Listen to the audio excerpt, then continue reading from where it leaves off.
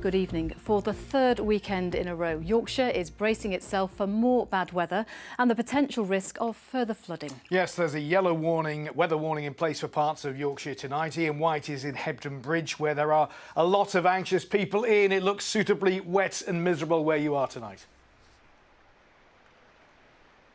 It certainly is, Phil. In fact, it has been all day today. It's been absolutely awful. The rain just hasn't stopped, and it's cold as well. People are feeling really, really miserable. And more than that, of course, they're feeling very, very concerned yet again tonight for the third weekend in a row. If you have a look behind me, just look at the state of the river here in the centre of Hebden Bridge. It's fast flowing. Ducks have been...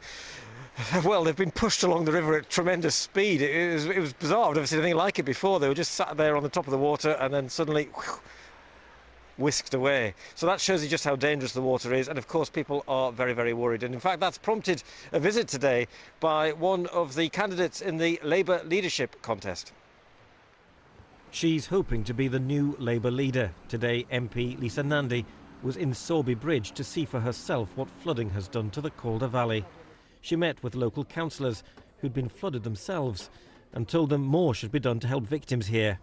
Back in the torrential rain, she told me things would be handled differently if she was running a Labour government. We would be right out here under my leadership talking about these issues, forcing them onto the agenda at Westminster and making sure that something is done about it. People can't take much more of this, and they need to see their politicians and the next Labour government out here in these communities on their side and making sure that things get done for them.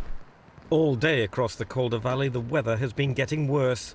Everyone at a loss what to do about it. This is Mytholmroyd today. The conditions are absolutely shocking here. It's windy, it's cold, and of course it's pouring with rain. I don't know how much more the people who live here can take. Well, it's really getting me down, I'll tell you that, you know.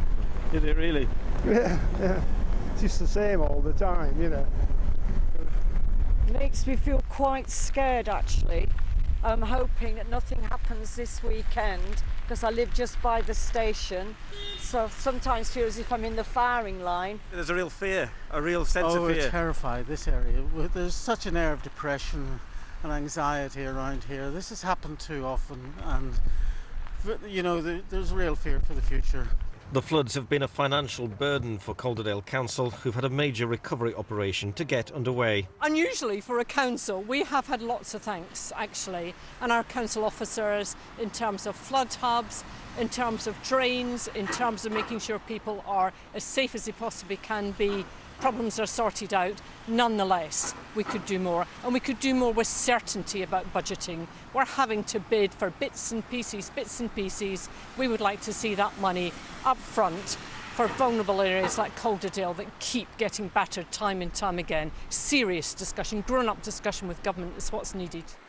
The government has promised some extra money for flood-hit areas, but people here remain nervous for the third weekend running tonight.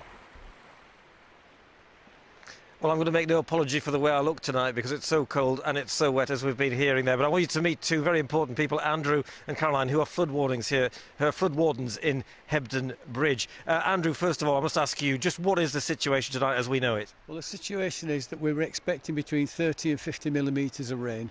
Now, ordinarily, that would not cause as much of a problem. But bearing how saturated the ground is, that is a worry. There's possibility of some further rain, but it is a possibility, not a probability at the moment. That will give us a problem if we start getting 60 to 80 millimetres of rain. So we are all on alert for the rest of the evening, or for the rest of the night. Yeah, because things change very quickly here, don't they? Absolutely. It can change in minutes around here, where some gentle water can change, as you said earlier, into a raging torrent. And I've seen it take people off their feet and move cars. So it's dangerous. Yeah, we've seen children playing in the water, which is worrying. Caroline, I must ask you, I mean, as a flood warden, what can you do to help? Well, we can help with people with areas where they're suffering surface water flooding. We divert water, and we go and deal with the usual trouble spots whenever there's any kind of event like there is at the moment. And just be around and watching and reporting back to the EA. Andrew does that a lot. That's the Environment Agency, of course. Yeah. And you need more volunteers. We do need more volunteers. We're just local people. We do what we can when we can.